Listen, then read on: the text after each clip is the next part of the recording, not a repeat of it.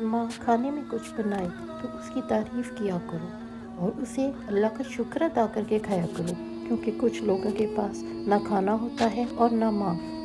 جب تک تمہاری ماں کے ہونٹ تمہارے لیے دعا کے لیے ہل رہے ہیں، تم دنیا کے امیر ترین انسان ہو۔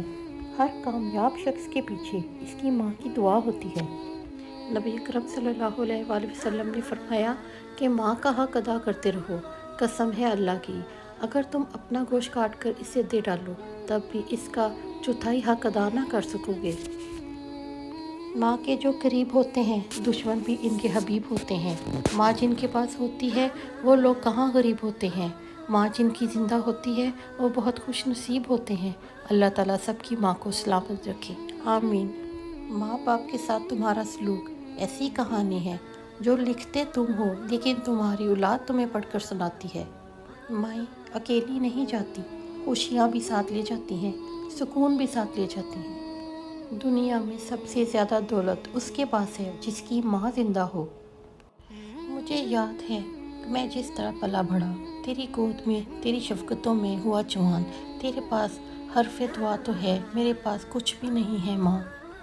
تیری خوشبو نہیں ملتی، تیرا لہجہ نہیں ملتا، ہمیں تو شہر میں کوئی تیرے جیسا نہیں ملتا۔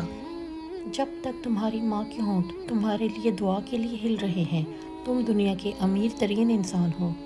جو ماں سے محروم ہو جاتے ہیں وہی بتا سکتے ہیں کہ انہوں نے کیا کھویا اور زندگی کے معنی ان کے لیے کیسے تبدیل ہوئے۔ لوگ کہتے ہیں کہ کسی ایک کے چلے جانے سے زندگی رک نہیں جاتی، لیکن یہ کوئی نہیں جانتا کہ لاکھوں کے مل جانے سے بھی اس کی ایک ماں کی کمی پوری نہیں ہو سکتی۔ میں کس کے چھوڑ کے جانے پر کروں ماتم کہ ماں کی اپنی محبت تھی، باپ کی اپنی۔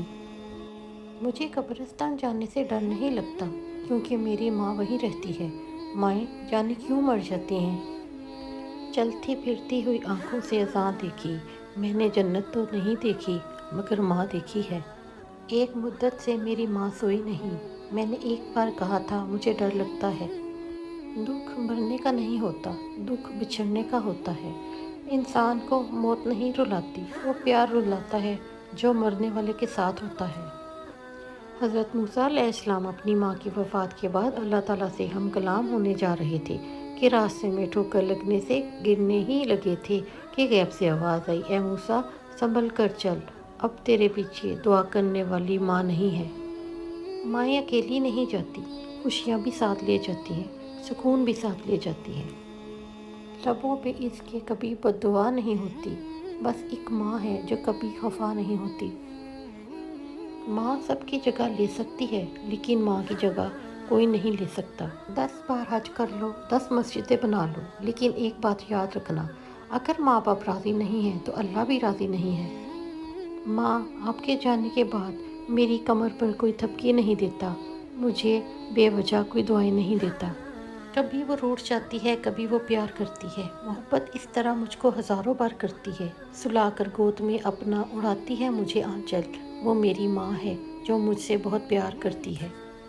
میں نے کل شب چاہتوں کی سب کتابیں پھاڑ دیں، صرف ایک کاغذ پر لکھا ہوا لفظ ماں رہنے دیا۔ دکھ مرنے کا نہیں ہوتا، دکھ بچھڑنے کا ہوتا ہے۔ انسان کو موت نہیں رلاتی، وہ پیار رلاتا ہے جو مرنے والے کے ساتھ ہوتا ہے۔